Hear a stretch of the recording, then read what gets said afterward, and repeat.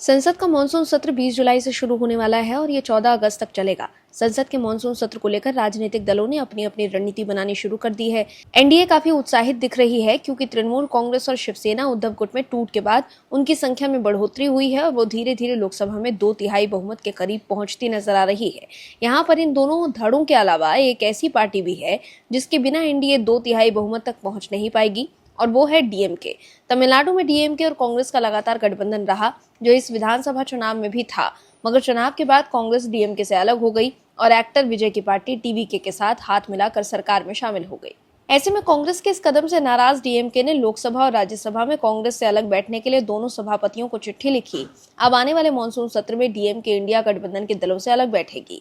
DMK के लोकसभा में 22 और राज्यसभा में 8 सांसद हैं। मानसून सत्र में एनडीए की रणनीति ये है कि तृणमूल कांग्रेस के टूटे धड़े के 20 सांसदों और उद्धव ठाकरे के टूटे 6 सांसदों को मिलाकर एनडीए की संख्या 318 तक पहुंचती है। उसमें अगर डीएमके के 22 सांसदों का समर्थन मिल जाए तो 340 की संख्या हो जाएगी। लोकसभा में 2/3 बहुमत का आंकड़ा 363 है। हालांकि एनडीए इस आंकड़े से 23 सांसद कम है, मगर वहां तक पहुंचने की कोशिश की जा सकती है। अगर ऐसा होता है तो परिसीमन विधेयक और एक राष्ट्र एक चुनाव का बिल लाया जा सकता है। इसका मतलब है कि डीएमके के 22 सांसदों का समर्थन सबसे अहम है। ये बात कांग्रेस भी समझ रही है, इसलिए वो एक बार फिर डीएमके को अपने पाले में लाने की कोशिश कर रही है। ऐसे में कांग्रेस ने डीएमके के लिए एक खिड़की खोल दी है और कोशिश हो रही है कि मानसून सत्र से पहले डीएमके को विपक्ष के खेमे में जोड़ लिया जाए।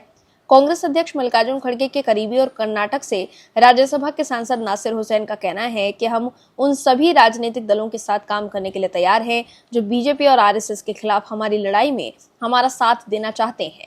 नासिर हुसैन ने आगे ये भी कहा कि संविधान को बचाने, संघीय ढांचे की रक्षा करने और विविधताओं को सहेजने में भी जो भी दल हमारा साथ देगा हम उनके साथ रहेंगे। ऐसे में गौरतलब है कि इशारा स्टालिन की पार्टी डीएमके की तरफ ही है, मगर अब कांग्रेस की दिक्कत यह है कि डीएमके इंडी गठबंधन का साथ छोड़ चुकी है। ऐसे में कांग्रेस नेताओं का कहना है कि इंडी गठबंधन में कई ऐसे दल हैं जिनसे हम राज्यों में लड़ते हैं मगर दिल्ली में विपक्ष की राजनीति इकट्ठा करते हैं। जैसे वाम दल और तृणमूल कांग्रेस जरूरी नहीं कि डीएमके इंडी गठबंधन का हिस्सा हो, मगर वो संसद में विपक्षी दलों की रोजाना होने वाली बैठक में तो शामिल हो ही सकती है।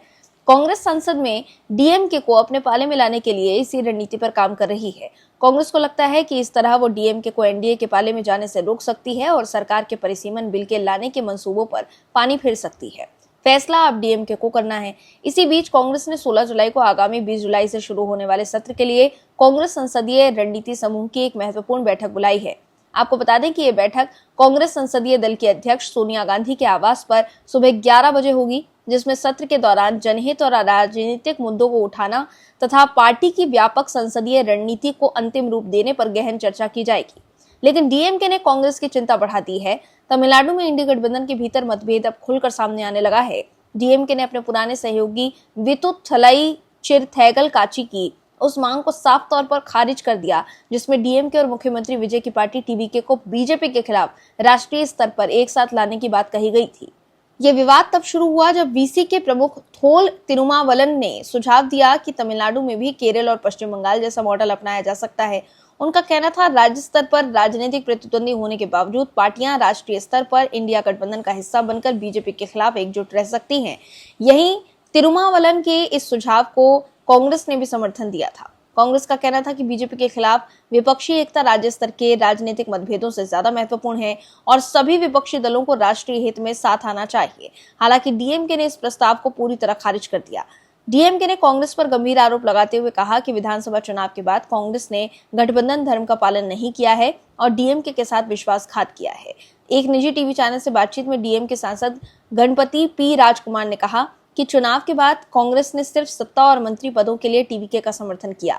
उन्होंने आरोप लगाया कि कांग्रेस ने डीएमके की पीठ में छुरा घोंपा। ऐसे में राहुल गांधी द्वारा डीएमके को साथ लाने की कोशिशों पर झटका लगता हुआ दिखाई दे रहा है। Bureau report, OMH news. आप दर्शकों से विनम्र निवेदन है कि चैनल को सब्सक्राइब जरूर करें